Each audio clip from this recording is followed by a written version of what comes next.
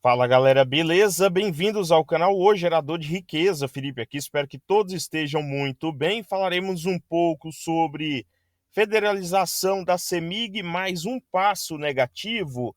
Então falaremos sobre isso, qual que seria o preço para entrada, o que nós temos até agora, né? Até agora é um caso ainda muito obscuro e etc.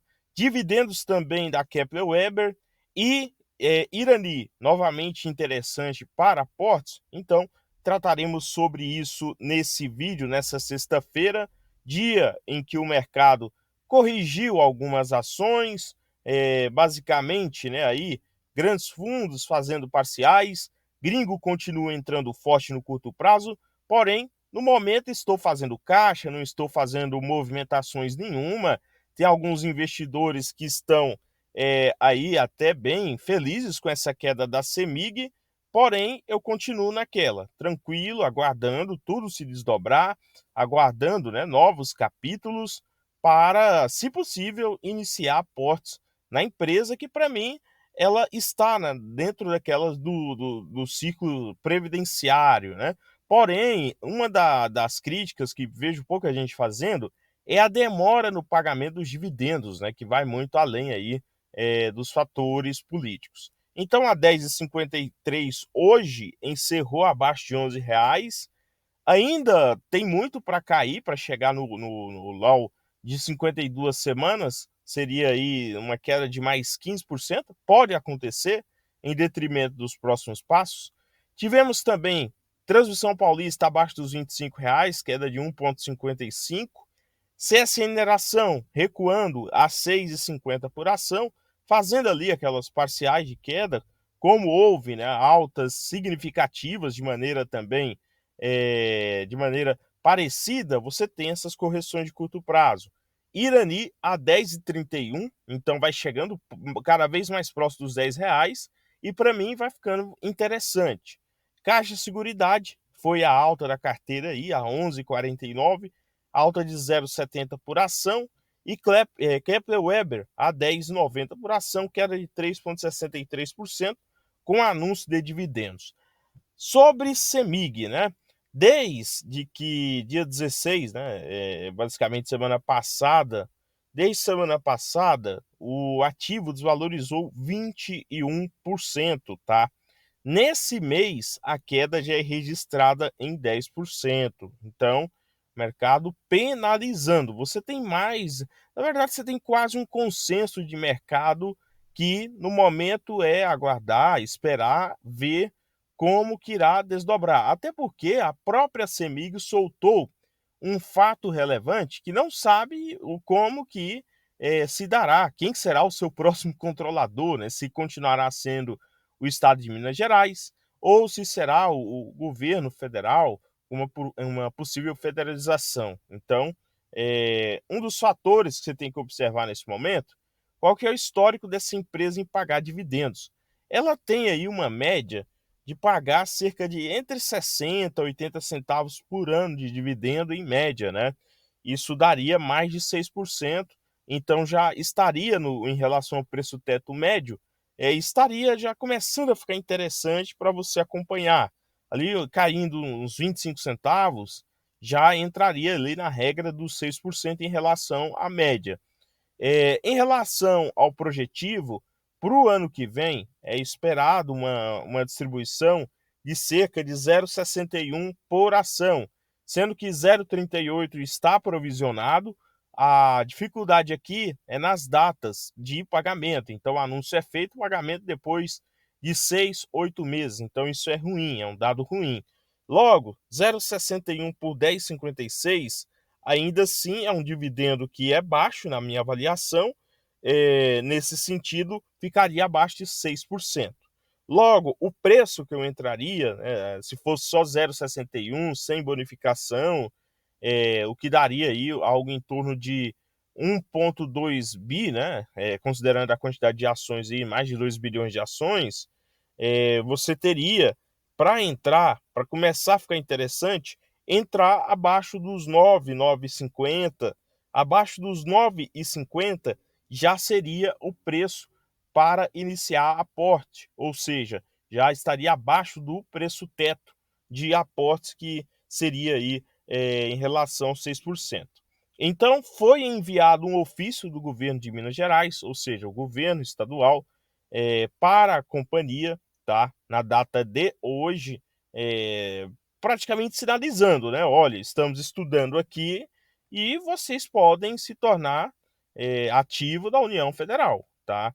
Nós temos 160 bilhões para quitar, porém, tudo até agora é muito achismo, né? Você tem, por exemplo, a Gaide dando opinião que esse ofício seria o que eu defendi aqui agora, né? Seria uma espécie de processo primário dessa federalização, né? Quase que a estimativa se tornando oficial. Já o Bradesco BBI, ele vê como negativa, tá, essa decisão do Estado de Minas Gerais e, inclusive, ele pede um desconto maior para aportar em CEMIG, com uma taxa intrínseca de retorno, né, a chamada TI real, negociada a 12%, que na minha avaliação não é ruim, pelo contrário, é boa, se considerado o longo prazo, e eles dão aí, né, eles dão aí um preço-alvo aí de R$ 13 para a CEMIG 4, né, então upside de 18% com recomendação neutra.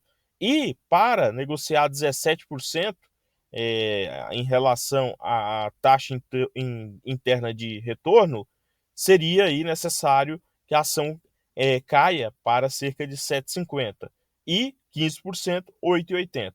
Também trabalho com essa tese que, nesse sentido, você teria o quê? Você teria IPCA mais 9, 8%, dependendo aí do período de comparação, CEMIG na casa dos R$ 8,80, R$ 9,00, além de um dividendo muito forte, né, dividendo yield. Então, na minha avaliação, com todos os riscos envolvidos, esse seria um preço para começar a avaliar.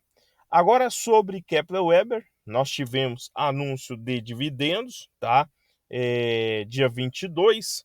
Então, na terça-feira, tivemos anúncio de dividendos, cerca de 0,6 por ação, tá? 0,6 por ação de juros sobre capital próprio, você tira ali os 15% retido na fonte, e 0,04 por ação em dividendos intermediários. Data base, dia 28. Então, dia 28 você tem que ter as ações, início da semana, para fazer jus, né? Fazer direito a esses dividendos. Data de pagamento, no dia 11 de dezembro, né? Então, rapidamente aí o pagamento, diferentemente de CEMIG, costuma pagar de maneira mais rápida, né? Além disso, Irani. Então, Irani, falarei um pouquinho, com o recuo lá desde o pico, né? Caiu aí 20%, perdeu, chegou a mais de R$ 12, chegou a R$ 13 praticamente Irani, e mesmo assim, 20% nos últimos 6 meses positivo, né? Aqui você coloca os dividendos também, tem um peso muito forte.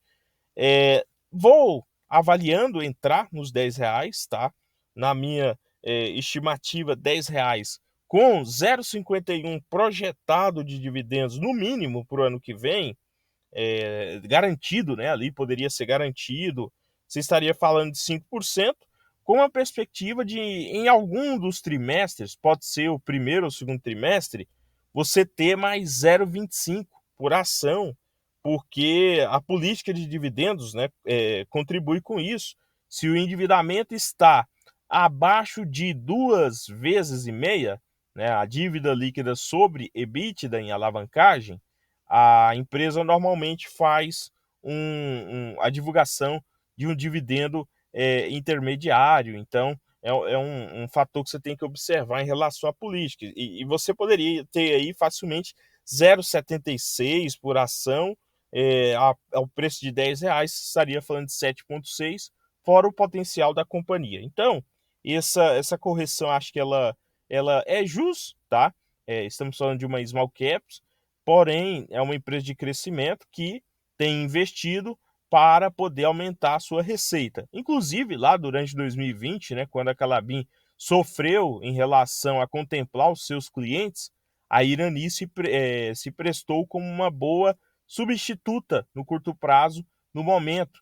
Então, acredito hoje, né, que Irani ela pode fazer sim parte de uma carteira de qualidade. Inclusive, pessoalmente, eu gostaria de ter mais dessa empresa. No médio e longo prazo deve entregar bons resultados, porém, no momento, né, nesse preço ainda de 10,50, 10,70, 10,30, ainda estou de fora, tá? Espero uma correção maior para aportar, visto aí que o PL de 5,49 para o small cap, que deve, né, aí, aumentar sua receita, tem aumentado coisa de 14% por ano, ou seja, praticamente em 5 anos, ela quase que dobraria a receita. Então, são indicadores bem interessantes que você tem que acompanhar. Há um PL de 5,49, se ela distribui 50% do lucro, em 10 anos, né, ela se paga praticamente só em dividendos, o que você aportou. Se ela distribuir 100%, em 5 anos, ela se pagaria em dividendos o que você aportou. Negocia aí EV/EBITDA 4,71 vezes, EV/EBIT 5,47 vezes, negocia a um pouco mais aí de 1,88 o VPA, já negociou abaixo uma vez o valor de patrimônio e já negociou também, abaixo do que ela fatura, né? Ou seja, o preço do valor de mercado versus a receita dos 12 meses, ela faturava mais do que ela valia de mercado em bolsa e agora negocia 1,57 vezes. Então, se cai aí, né, se tem uma queda de 57%, ela ficaria aí abaixo desse valor que ela fatura. Além disso, hoje a dívida líquida sobre EBITDA é de 1,37 vezes, sendo que a liquidez corrente é de 3,91 vezes. Então, vamos lá. Se ela paga o endividamento aí, né? Então, ela tem cerca de 1 bi de dívida, né? Vamos fazer uma comparação, ainda sobra 2,91 líquido de caixa, ou para investimentos, ou para fazer pagamento de dividendos e etc.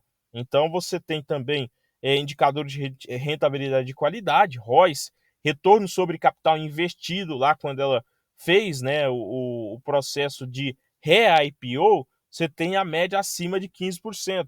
Inclusive, né, arrefecendo uma queda no curto prazo, meio que trazendo para a média histórica de 17% aí, que são bons números na minha avaliação. Então, é um negócio, e tanto para quem quer ter aí para os próximos 5, 10 anos, inclusive é uma empresa de qualidade, que vai se provando, né, de pouco a pouco. E vamos acompanhando, tem uma boa política de dividendos, tem uma boa política de crescimento, de investimentos, ter uma boa política de sustentabilidade, que é um fator que pode ser começar a observar em relação a como que essa empresa se vê daqui a 5, 10 anos, né? Então, você tem também esses fatores. Portanto, pessoal, encerro esse vídeo por aqui, não representando uma simples recomendação de compra ou venda de ativos. Estudem sobre ambas as empresas, voltem nos resultados de CEMIG, tá? Acho que é importante. Ouçam nesse final de semana os áudios da teleconferência de CEMIG em relação aos resultados. Volte na DRE oficial de CEMIG para avaliar os resultados. Estude também sobre Irani. Volte no Irani Day, tá? E fale e veja um pouco sobre a empresa e comece a avaliar, né, novos aportes a partir desses fatores mencionados. No mais, inscreva-se, compartilhe, curta, comente a sua opinião sobre os temas tratados, se torne membro ao preço promocional para conteúdos exclusivos e desejo a todos bons aportes.